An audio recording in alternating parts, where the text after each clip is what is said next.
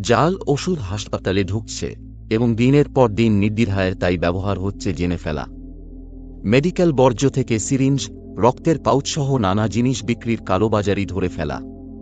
সেই মেডিকেল বর্জ্য থেকেই রাসায়নিক আলাদা করে মাদক কারবারে কাজে লাগানোর চক্র চলছে জেনে ফেলা। নাকি হাসপাতালের হস্টেল, ক্লাসরুমে যৌনচক্রের প্রতিবাদ করা। ঠিক কোনটার জন্য আরজিকর মেডিকেল কলেজ হাসপাতালে নিহত চিকিৎসক? এই প্রশ্ন এখন তুলছেন ওই হাসপাতালের সঙ্গে যুক্তদের অনেকেই। नहीं, मेरी लड़की ने सुसाइड कर दिया है, ये खबर आई है। हाथ जोड़ती रही माँ बाप, हाथ जोड़ते रहे, हमें एक बार दिखाओ, हमारी बच्ची का मुंह एक बार दिखाओ। हमको नहीं दिखाया गया। But the horrific Kolkata rape and murder of a junior doctor was found dead inside a government-run medical college and hospital's seminar hall in Kolkata. बच्ची का शरीर में कोई कपड़ा नहीं था, पैर दोनों राइट एंगल में मिला गया।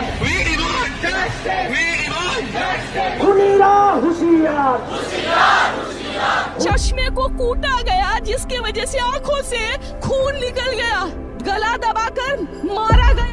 মৃতার এক সহপাঠী বলেন, মৃতদেহ যারা দেখেছেন তারা জানেন এটা নারকীয় অত্যাচারের উদাহরণ। যেভাবে মারা হয়েছে, যে অত্যাচার করা হয়েছে, সেটা কারো উপর তীব্র রাগ না থাকলে কেউ করে না। কিন্তু এত রাগ কেন? উঠে আসছে সৌমিত্র বিশ্বাস নামে এক পড়ুয়ার নাম।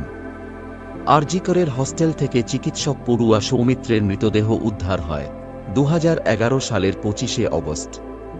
চিকিৎসকদের দাবি, তার ঝুলন্ত মৃতদেহ দেখে আত্মহত্যা ধরে নিয়ে তদন্ত চালায় পুলিশ। কিন্তু সৌমিত্রের পরিবার খুনের অভিযোগ দায়ের করে। কলকাতা হাইকোর্ট সিআইডি তদন্তের নির্দেশ দেয়। আদালতের পর্যবেক্ষণ ছিল, এই মামলায় বেশ কয়েকটি দিক খতিয়ে দেখা দরকার।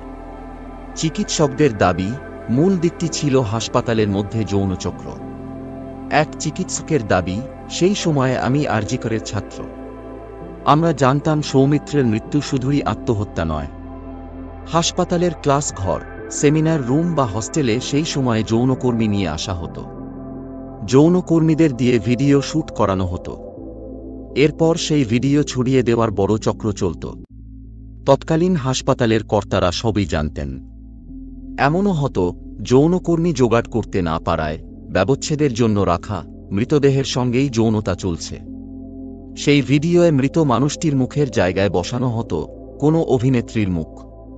এরপর ছড়িয়ে দেওয়া হতো সেই ভিডিও। কর্তৃপক্ষ সব জানতেন। আর এক চিকিৎসকের দাবি, মেডিকেল কলেজে পড়তে আসা মেয়েদের মুখের ছবি কেটে নিয়ে বসানো হতো ভিডিওর যৌনকর্মীর মুখে। সৌমিত্রের এক বান্ধবীর সঙ্গেও এমন ঘটে।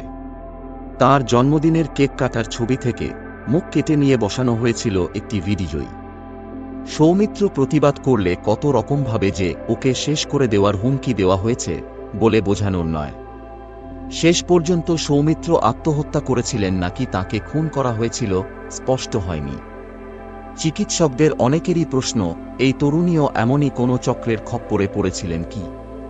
হাসপাতালে আন্দোলনরত কেউ কেউ বলছেন, সন্দেহ হওয়ার মতো প্রচুর ঘটনা রয়েছে যা এই মুহূর্তে সামনে আসছে না। এক চিকিৎসকের দাবি, সৌমিত্রের ঘটনার পরও হাসপাতালে এমন ভিডিও তৈরি বা যৌনচক্র চালানো বন্ধ হয়নি। বহু ছাত্রছাত্রী কর্তৃপক্ষের কাছে এ বিষয়ে অভিযোগ করেছেন। এই তরুণীও তেমনি কোনো ভিডিওর শিকার হয়েছিলেন কিনা দেখা দরকার। এই প্রেক্ষিতেই তরুণীর সহপাঠী এক চিকিৎসক পড়ুয়ার দাবি, মাস কয়েক আগে হাসপাতালের গেটে ওকে একটা মোটরবাইক ধাক্কা মারে। কর্তৃপক্ষের কাছে জানানো হলেও কিছু হয়নি। উল্টে জানা যায়, ওই মোটরবাইক চালক নাকি কর্তৃপক্ষের অত্যন্ত আস্থাভাজন।